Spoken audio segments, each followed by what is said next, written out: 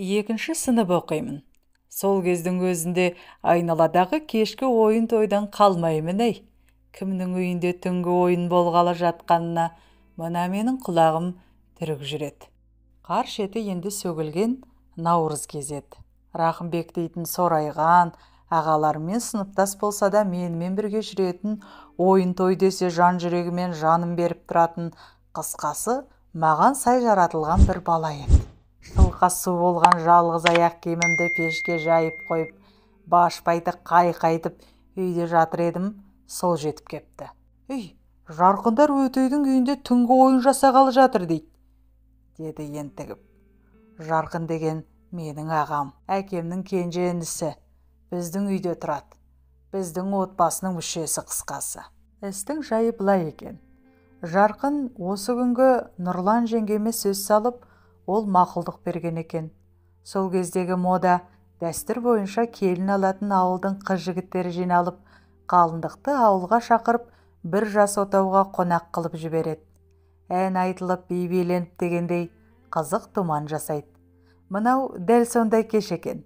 Басында мен қалай ерте білмей қалдым деп біраз қайрандап отырып, баруға ыңғайлана бастадым. Пешке жаңа жайған көк шылқа суаяқ киімме қарасам, мені таңертеңге дейін қинама, сабаққа барарға дейін кепсем рахмет айт, дегендей сазарып тұр.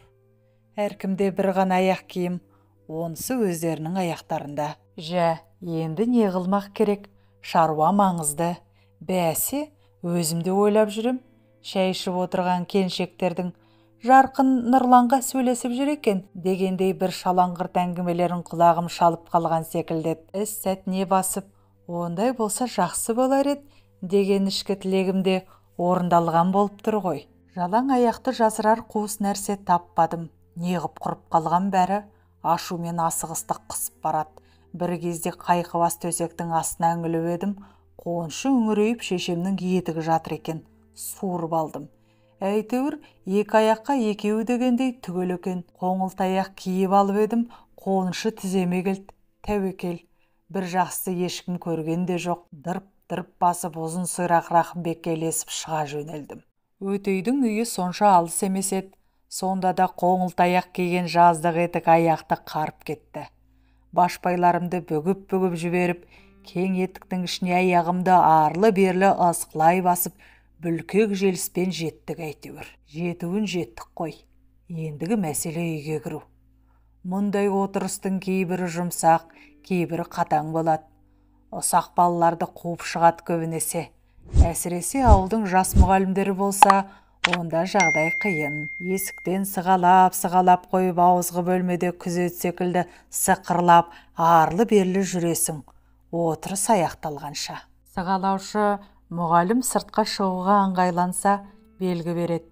Ондайда бәріміз тымтырақай жан-жаққа қашып, бұрыш-бұрышқа тығылып, немесе далаға шығып дегендей жоқ боп кетеміз. Адамы аз болған кей отырыста кіріп кетіп, шақырылған қонақтай соңына дейін саспай отыратын сәттер де болып тұрады. Ауызғы бөлмеден Рақымбек аңыз-аңды бет, мынау отырыс жайбырақат секілді. Енді кіру сәтін ойластыру керек. Бәрі тамаққа отырған кезде кірсек, көздері бізге түсіп, назарға оңай ілініп қаламыз ба деп, би басталған сәтті күттік. Бір кезде би басталды. Бұрынғы қара жорға аю деген секілді домбыра күйіне билеу модадан бір жола қалып, магнитофонда кассетаның музыкасына билеу кең жайла бастаған кез. Қос тізені кезекпен бүгіп, серпе жазып бір орында изектеп тұруды сіңір тартып белеу дейтін. Бір-біріне қарсы изектеп жақындай кеп, лып етіп арқамен айналып өтуді ауылдағылардың бәрі еркін игере қоймаған. Сағатбек, Жарқын ағам, Кенжехандар ортаға түсіп жылдам орын ауысып, құйындай ұйытқып шұр көбелек айналғанда, қалғандардың қарап тұрып бастары айналатын. Кейде тіпті екі қолды артқа ұстап сыңар өкшемен сырғи айналғанда, қалған қатқан ағаштардың сілекейлері шұбыратын. Қош, сонымен осындай бидің тұсында балағынан өрт кеткенде өне бойы өрім-өрім ұзын сирақ Рақымбек екеуміз көп ішіне кірдік те кеттік. Дастархан шетінде еліне бере ауызға 2 кәмпитті қатар салып, бір уысын қалтаға басып үлгердім. Көңіл жай. Әлгі жеңге болатын қызға қарап қоям, билеп жүр. Жеңгесіні бәзілдесем бе екен, қазір шай ішерде шай алып берсем бе деген ойда бар. Қанша дегенмен, бұдан бұлай біздің үйдің адам болады ғой. Көп ішінен жақын тартып, жаным езіліп барады әшейін. Би бірінен соң бірі жалғасып қызып жатыр. Ептеп еліге бастадым. Шет жағына кеп 1-2 рет мойнымды қылқыңдатып көріп едім, жобаға келіп тұрған сияқты. Биші Сағатбектің ең бастысы музыкаға дұрыс үлесу керек деп басқаларға бүйретіп жатқанын алдыңғы бір отырыстарда көргем. Менікі дұрыс үлесіп тұрған секілді. Өз-өздерімен болып жатқан соң ба, бізге тәйтейтін ешкім көрінбейді. Бұл да Құдай бере салған жайлы отырыстардың бірі болды ғой деп еркінсей бастадым. Неге екенін жақсы біле алатыныма толық көзім жеткендей бір асау сезім пайда болып кеулеп алды. Қазір бір керемет билеп кетсем, бәрі таңғалып, «Мә, мынауың керемет қой» десе, сонда жеңгеміз менің өзі келетін үйдің баласы екенін білсе, «О, келе ғой» деп кекілімнен сипап, ары қарай тағы қандай сыйлықтар болатынына қиял жетіңкіремей, содан кейін отырыс аяқталғанша еркелеп, емін-еркін жүретінімді ойлап үлгердім. Сөйткенімше болған жоқ, ойыма ортаға түсіп билеу түсе кетті. Ең бастысы музыкаға дұрыс үлесу керек. Дөңгеленіп безектеп тұрған топтың ортасына 2 жерді сыпыра тарпи басып, мойынды қылқыңдата қырындай кірдім. Ауызғы бөлмеде байқамаппын. Мына бөлменің едені жап-жалтыр цемент екен. Енді қырсықты қараңызшы.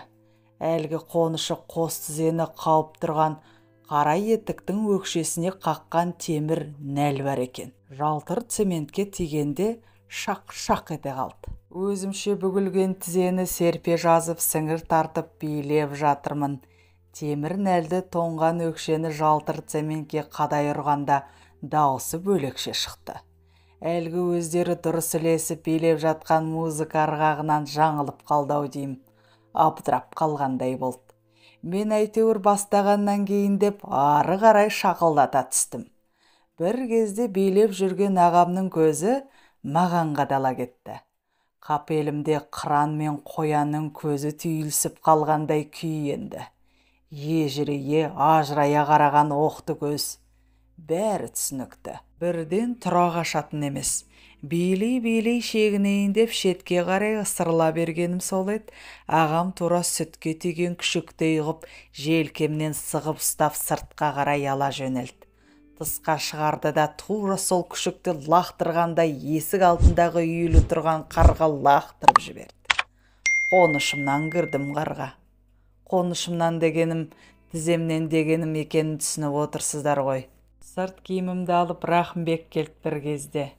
Мен біраз болып қайтам, сен онда бара бересің бе? Дейді. Сені сыйдырама деймін. Қайта кіріп көрем ғой деп күмілжиді ұзын сұрақ. Жаңа ғана жарқылдап билеп жүрген адам бір сәтте мына халге түсу деген оңай ма? Булығып біраз тұрып едім, тоңа бастадым. Қайтқаннан басқа амал жоқ. Жарқын ағам мені жалтырмызға лақтырды дедім шешеме. Онда барып нең бар еді? Деп өзіме ұрысты. Бір күн өткеннен кейін ау дейм. Оянсам, таңертеңгі шай ішіліп жатыр екен. Анам ағама ұрсып отыр. Жамбасысың қайтесің. Адам лақтырған нес? Не қылады екен? Үсіп өлсе қайтесің далада? Ағам үндемей шайын ішіп отыра берді. Ағамдікі де орынды шығар деп қоям сонда. Анау жеңгеміз баратын үйімде бір жынды бала бар екен деп ойлап қалмасын деген шығар, кім біледі. Айтпақшы, алғашқы бейім осылай сәтсіз басталған соң ба, содан кейін би дегенге беттемей кеттім. Мүлде. Қазір тойларда билей бастасам болды. Темір нәлді жуан етік есіме түсе кетеді де, өзімді ыңғайсыз ербеңдеп тұрғандай сезе бастайым. Содан шет жағалап өтірік бүкілдеп біраз тұрамда орныма жайғасып, немесе сыртқа шығып кетем. Алғашқыда сәтсіз басталған шаруаның бір шалғайы жиылмай-ақ кететіні секілді ғой өзі. Соңы Ұларбек Нұрғалымұлы Даяғашы кітабынан үзінді. Арнамның дамуына қолдау көрсетіп, лүпіл басып, пікір қалдырып, тіркеле кетулеріңізді сұраймын. Келесі шығарма сіздер үшін.